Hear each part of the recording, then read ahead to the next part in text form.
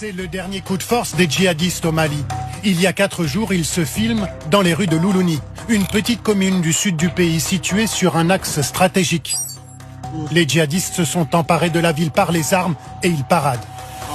Nous avons pu localiser cette vidéo au niveau de cette station-service.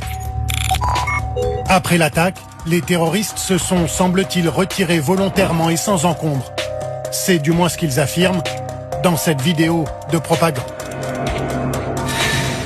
L'enquête des révélateurs aujourd'hui sur la montée en puissance des groupes djihadistes au Mali.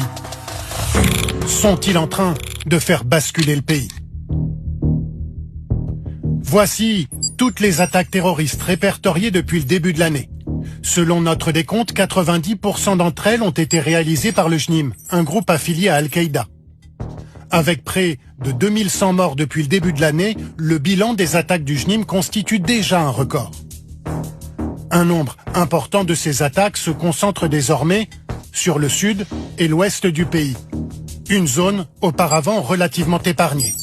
C'est le résultat d'une stratégie décidée par le JNIM.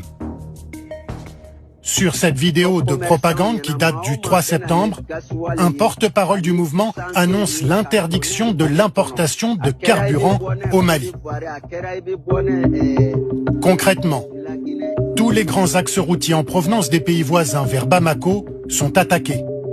Des dizaines de camions-citernes sont incendiés.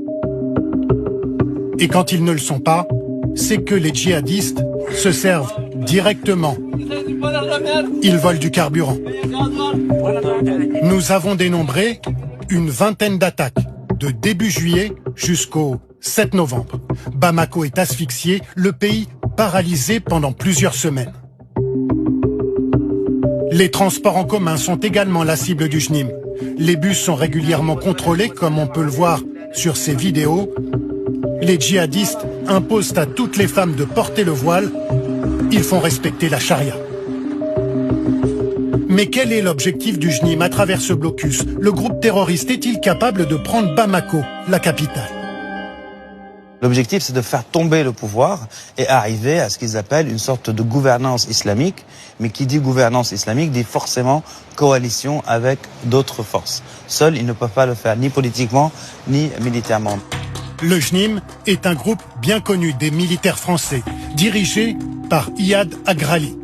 Il était l'ennemi public numéro 1 de l'armée française quand elle opérait au Mali.